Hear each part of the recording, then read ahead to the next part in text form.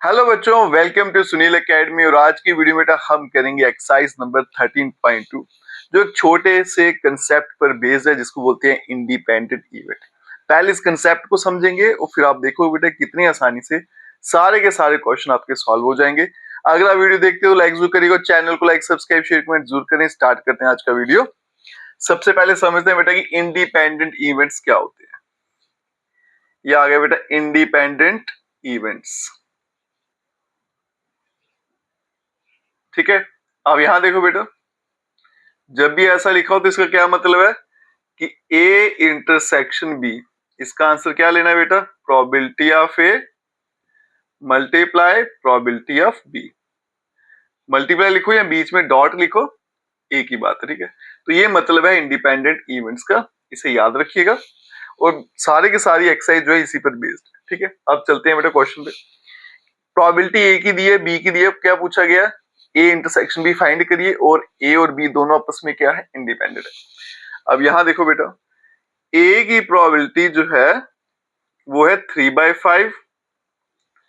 Probability of B ये कितनी है, 1/5। और फाइंड करना है ए इंटरसेक्शन बी। लेकिन ए और बी दोनों क्या है, इंडिपेंडेंट। बेटा अगर इंडिपेंडेंट है तो probability of A intersection B, इसका आंसर क्या होता है, probability of A multiply probability of B. बन जाएगा बेटा 3/5 और मल्टीप्लाई 1/5, बन जाएगा 3/25, ठीक है। और यही है इसका फाइनल आंसर। क्वेश्चन नंबर 2 पे चलते हैं। अब यहां देखिएगा बेटा, 2 cards are drawn at random and without replacement from a pack of 52 playing cards. 2 card निकाले गए 52 कार्ड में से, लेकिन विदाउट रिप्लेसमेंट, मतलब पहले एक कार्ड निकाला, ठीक है, उसको निकालकर फिर बाहर रख दिया, वापिस नहीं डाला, फिर उसके बाद में दूसरा कार्ड निकाला, इसको कहते हैं without replacement. Find the probability that both the card are black. क्या प्रोबेबिलिटी है कि दोनों के दोनों कार्ड ब्लैक कलर के हो। अब यहां देखो बेटा, टोटल कार्ड्स कितने हैं, 52, यहां लिख लेते हैं टोटल कार्ड्स 52। अब मैंने क्या करना है बेटा, दोनों कार्ड ब्लैक होने चाहिए, मतलब पहली बार भी ब्लैक निकालना है, दूसरी बार भी ब्लैक निकालना है, दोनों की प्रोबेबिलिटी निकालेंगे। तो probability of drawing black card, आपने ब्लैक कार्ड निकालना है। कितने होते हैं बेटा, 26 डिवाइडेड बाय 52, बन जाएगा 1/2। तो जब मैंने पहला कार्ड निकाला तो मेरे पास ब्लैक कार्ड कितने होते हैं, 26 डिवाइडेड बाय टोटल 52, ठीक है। अब ये कार्ड उठा के मैंने बाहर रख दिया, अब फिर से ब्लैक कार्ड निकालूंगा। फिर से निकालेंगे बेटा प्रोबेबिलिटी ड्रॉइंग ब्लैक कार्ड, ठीक है। तो यहां पे मैं सेकंड वर्ड यूज कर लेता हूं, सेकंड ब्लैक कार्ड, कि दूसरी बार भी ब्लैक निकाल रहा हूं। अब देखो बेटा, पहले मैंने एक ब्लैक कार्ड निकाला, उसको बाहर रख दिया, तो ब्लैक कार्ड कितने बच गए, 25। और टोटल में से भी कम हो गया, कितना आ गया, 51। रिक्वायर्ड प्रोबेबिलिटी जो मुझे पूछा गया था, रिक्वायर्ड प्रोबेबिलिटी क्या हो जाएगी, 1/2, और इनको मल्टीप्लाई कर देंगे 25/51, कितना बनेगा, 25 डिवाइडेड बाय 102। और यही था इसका फाइनल आंसर, ठीक है। चलते हैं बच्चों नेक्स्ट क्वेश्चन पे। लंबी चौड़ी इसकी स्टेटमेंट है, पहले इसकी स्टेटमेंट समझते हैं। A box of oranges is inspected by examining 3 randomly selected orange drawn without replacement. If all the 3 orange are good then the box is approved for sale, otherwise it is rejected. कहता है बेटी कि एक box है, उसके अंदर oranges पड़े हुए हैं, कितने ऑरेंज है, टोटल 15। अब उसमें से 3 ऑरेंज निकालने हैं विदाउट रिप्लेसमेंट, मतलब एक निकाला, उसे चेक किया, बाहर रख दिया, वापिस नहीं डालना, फिर दूसरा चेक किया, बाहर निकाला, तीसरा निकाला, चेक किया और उसको बाहर रख दिया, इस तरह से किया। अगर तीनों ऑरेंज ठीक निकले तो हम क्या करेंगे, उस बॉक्स को अप्रूव करेंगे सेल के लिए। अगर एक भी खराब निकला तो फिर वो सेल के लिए अप्रूव नहीं होता है। Find the probability that a box containing 15 orange, box में 15 ऑरेंज है, जिसमें 12 जो है वो सही है और 3 जो है वो खराब ऑरेंज है। आपने रैंडमली उठाने हैं बिना देखे, ठीक है। Will be approved for cell, तो क्या प्रोबेबिलिटी है कि ये जो बॉक्स जिसके अंदर 15 ऑरेंज है उसमें से 12 ठीक है, 3 खराब हैं, ये सेल के लिए अप्रूव हो जाए। अगर सेल के लिए अप्रूव होने मतलब 3 ऑरेंज निकाले हैं, तीनों की तीनों ठीक होने चाहिए, यही कंसेप्ट इसमें लगेगा। यहाँ देखो बेटा, थोड़ा सा डेटा लिख लेते हैं। टोटल ऑरेंजेस, टोटल कितने हैं इसमें? 15, ठीक है। उसमें से गुड वन जो ठीक है वो है 12, और जो बैड है वो है आपके पास 3 है, ठीक है। अब देखो बेटा, बॉक्स ने अप्रूव होना है सेल के लिए, तो उसके लिए क्या होना चाहिए? तीनों की तीनों ऑरेंज ठीक होने चाहिए। अब यहाँ देखो, जब मैंने पहला ऑरेंज निकाला तो उसकी प्रोबेबिलिटी क्या होगी? Probability of drawing first orange, जब हमने पहला ऑरेंज निकाला, ठीक है, तो ऑब्वियसली वो तीनों की तीनों यहां से निकलेंगे तो ही अप्रूव होगा सेल के लिए। तो मेरे पास गुड कितने हैं? 12 डिवाइडेड बाय टोटल कितने हैं? 15, ठीक है। कैंसिल कर लेते हैं 3 4 और 3 5 से। फिर प्रोबेबिलिटी ऑफ ड्राइंग अब निकालेंगे बेटा सेकंड ऑरेंज, सेकंड ऑरेंज। अब जब मैंने दूसरी बार ऑरेंज निकाला, अब पहले तो 12 थे बेटा, एक निकाला बाहर रखा, अब कितने रह गए यहाँ पे? 11, और टोटल भी कम हो गए, कितने रह गए? 14, ये तो कटेंगे नहीं। फिर नेक्स्ट फिर से निकालेंगे प्रोबेबिलिटी ऑफ ड्राइंग, यहाँ पे आएगा थर्ड ऑरेंज, थर्ड ऑरेंज। तो तीसरा ऑरेंज निकालेंगे जब, तो यहाँ पे कितने रह जाएंगे? 10, पहले 12 थे, फिर एक निकाला, कितने रह गए? 11, फिर एक और निकाल दिया, उसमें से कितने बच गए? 10, और टोटल कितने बचेंगे? 12 15 में से कितने गए? पहले 14 रह गए, 15 थे, 14, फिर कितने रह गए? 13, ठीक है। अब आ जाएंगे बेटा रिक्वायर्ड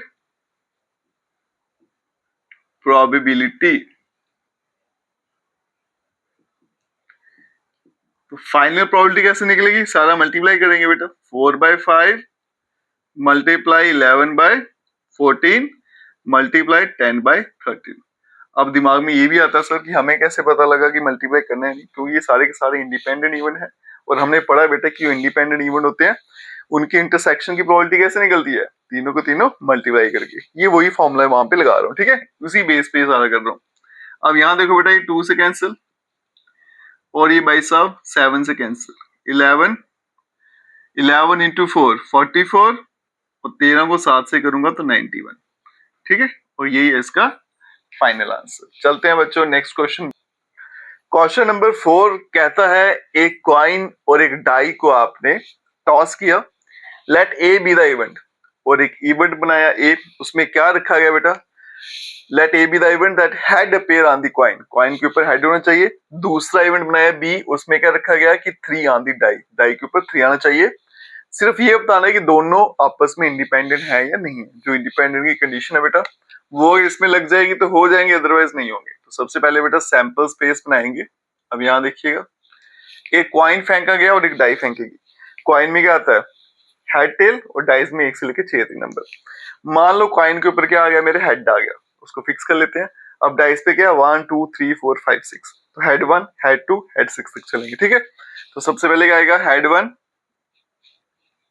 फिर आएगा head 2, head 3, head 4, head 5, head 6। फिर मान लो कॉइन के ऊपर टेल आ गया, दूसरी तरफ तो डाइस ही है, T1 T2 आ गया, T3 हो गया बच्चों, T4 हो गया, T5 हो गया, और फिर T6 हो गया मेरे पास, ठीक है। अब ए में देखो क्या पूछा गया है? Head appear on the coin, coin के ऊपर हेड होना चाहिए। तो ए के अंदर क्या आएगा? H1 H2 H3 H4 H5 और साथ में H6। फिर आगे बेटा बी इवेंट, उसमें क्या आना चाहिए बेटा? 3 ऑन द डाई, डाई के ऊपर 3 होना चाहिए। एक यहाँ पे आ रहा है और एक यहाँ पे, तो बन गया H3, T3।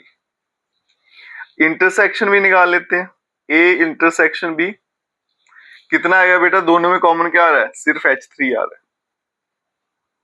अब इनकी प्रोबेबिलिटी भी लिख लेते हैं। यहाँ पे ए की प्रोबेबिलिटी अगर निकालेंगे तो ये 12 है बेटा, इसमें कितने? 6, तो 6/12। बी की प्रोबेबिलिटी 2/12 और इंटरसेक्शन की प्रोबेबिलिटी ए इंटरसेक्शन बी 1/12। अब इंडिपेंडेंट में क्या होता है बेटा, probability of A intersection B किसके बराबर होनी चाहिए, प्रोबेबिलिटी ऑफ ए और यहाँ पे multiply probability of B. A intersection B की कितनी है 1/12। अब यहां देखते हैं प्रोबेबिलिटी ऑफ ए 6/12 2/12, ये 2 से कैंसिल 2 भी कट जाएगा, कितना आ गया 1/12, दोनों साइड बराबर आ गई। तो इसका मतलब आपके पास जो ए और बी है ये दोनों के दोनों इंडिपेंडेंट इवेंट्स हैं, इंडिपेंडेंट इवेंट्स। ठीक है, चलते हैं बच्चों नेक्स्ट क्वेश्चन में। चलते हैं बच्चों क्वेश्चन नंबर 5। क्वेश्चन कहता है ए डाई मार्क्ड 1 2 3 इन रेड। एक डाइस हमारे पास, उसमें 1 2 3 को रेड कलर में लिख दिया, 4 5 6 को ग्रीन कलर में, और फिर उसको टॉस किया गया। इवेंट क्या है, ए नंबर इज इवन, तो बेटा ए में क्या रखनी है इवन नंबर और बी में क्या रखनी है नंबर रेड होने चाहिए। पूछा गया क्या ये इंडिपेंडेंट है या फिर नहीं। अब यहां देखो बेटा, जब आप डाइस को फेंकते हो तो आउटकम्स क्या रहते हैं 1 2 3 4 5 6। अब 1 2 3 रेड कलर में है ना, तो इन तीनों पे मैं ऐसे रेड लिख देता हूं ताकि आपको याद रहे, और ये मेरे पास ग्रीन कलर में है। अब आप देखोगे बेटा कितनी आसानी से आपके आंसर आ जाएंगे। पहले ए बनाएंगे, ए में क्या है number is even, even number लिखने हैं, तो इवन कौन सा है 2 4 6, ये 2 4 6। अब 2 जो है बेटा वो रेड कलर का है, 4 6 ग्रीन कलर के, ये मैं इसके ऊपर लिख देता हूं। फिर आएगा B event, number is red, तो रेड कलर में क्या आ रहा है 1 2 3, ये तो सीधा सीधा सारे के सारे रेड है। अब फाइंड करेंगे ए इंटरसेक्शन बी, दोनों में कॉमन देखो क्या है बच्चों, ये क्या आ गया मेरे पास 2 आ गया रेड कलर का, और ये भी क्या है 2 रेड कलर का, ये इसमें कॉमन है। ठीक है, आगे चलते हैं बेटा, अब इनकी प्रोबेबिलिटी भी निकाल लेते हैं। ए की प्रोबेबिलिटी आ गई मेरे पास 3/6, बी की प्रोबेबिलिटी आ गई 3/6, और ए इंटरसेक्शन बी इसकी प्रोबेबिलिटी आ गई 1/6। अब इंडिपेंडेंट के लिए क्या करते थे, प्रोबेबिलिटी ऑफ ए और प्रोबेबिलिटी ऑफ बी दोनों मल्टीप्लाई करेंगे, क्या बनेगा 3/6 3/6, ये तो कैंसिल हो जाएंगे 2 से, बन जाएगा 1/4, और इसका आंसर कितना आया था बेटा 1/6। तो क्लियरली आपको दिख रहा है कि P of A intersection B is not equals to PA PB, तो इसका मतलब ये इंडिपेंडेंट नहीं है, नॉट इंडिपेंडेंट। ठीक है, चलते हैं बच्चों क्वेश्चन नंबर 6 पे। E और F दो इवेंट्स मुझे दे रखे हैं, are E and F independent और नॉट। ये पूछा है क्या ये इंडिपेंडेंट है या नहीं है, एक लाइन में खत्म हो जाएगा बच्चों ये, probability of E multiply probability of F, दोनों मल्टीप्लाई करते हैं 3/5 और यहां पे आ गया 3/10, अब ये कटेंगे नहीं तो बनेगा 9/50, और probability of E intersection F, उसका आंसर कितना है बच्चों 1/5। आप देख सकते हो दोनों बराबर नहीं है, probability of E intersection F is not equals to probability of E multiply probability of F, तो इसका मतलब E एंड F ये भी इंडिपेंडेंट नहीं है, आर नॉट इंडिपेंडेंट। ठीक है, चलते हैं बच्चों नेक्स्ट क्वेश्चन पे। चलते हैं बच्चों नेक्स्ट क्वेश्चन पे, और इस क्वेश्चन को मार्क कर लेना, इंपॉर्टेंट क्वेश्चन है और एग्जाम में बहुत बार पूछा भी गया है। अब यहां देखिए बेटा, क्वेश्चन क्या कहता है कि ए और बी दो इवेंट आपको दे रखे हैं, ए की प्रोबेबिलिटी भी दी हुई है बेटा, यूनियन भी पता है, पी की प्रोबेबिलिटी कितनी है पी आपको पता लगाना है अगर ये दोनों म्यूचुअली एक्सक्लूसिव है और या फिर दोनों इंडिपेंडेंट है, दो पार्ट है इसके। ठीक है, पार्ट 1 में क्या बोला गया बेटा म्यूचुअली एक्सक्लूसिव। अब इसका मतलब समझिएगा, म्यूचुअली एक्सक्लूसिव।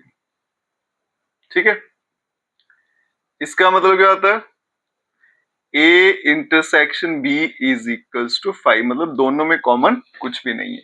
ठीक है, अब यहां देखो probability of A union B, क्या फॉर्मूला होता है, पहले फॉर्मूला थोड़ा याद कर लें, ए की प्रोबेबिलिटी, बी की प्रोबेबिलिटी और माइनस ए इंटरसेक्शन बी, ये पूरा फॉर्मूला होता है ए यूनियन बी का। लेकिन म्यूचुअल एक्सक्लूसिव है तो इंटरसेक्शन क्या हो जाएगी 5, तो ये यहां से हट जाएगा। ठीक है, ए यूनियन बी का आंसर कितना है बेटा 3/5, probability of A 1/2 plus probability of B कितनी है पी, और ये भेजेंगे यहाँ पे, तो 3/5 माइनस 1/2, ये बन जाएगा बच्चों पी। एलसीएम ले लेंगे, कितना आएगा 10, यहाँ पे 6 माइनस 5, तो आंसर बन गया 1/10, तो पी का आंसर बन गया 1/10। हो गया पहला पार्ट इसका। दूसरे पार्ट पे चलते हैं, इसमें लिखा गया बेटा इंडिपेंडेंट इवेंट्स है। इसका मतलब क्या होता है, इंडिपेंडेंट इवेंट्स अगर इस तरह से हैं, इसका क्या मतलब है, जो हमारे पास ए इंटरसेक्शन बी है उसका आंसर क्या लेंगे, प्रोबेबिलिटी ऑफ ए और प्रोबेबिलिटी ऑफ बी। ठीक है, probability of A intersection B is equal to probability into probability B, मतलब ए इंटरसेक्शन बी की जगह मुझे ये इस्तेमाल करना है।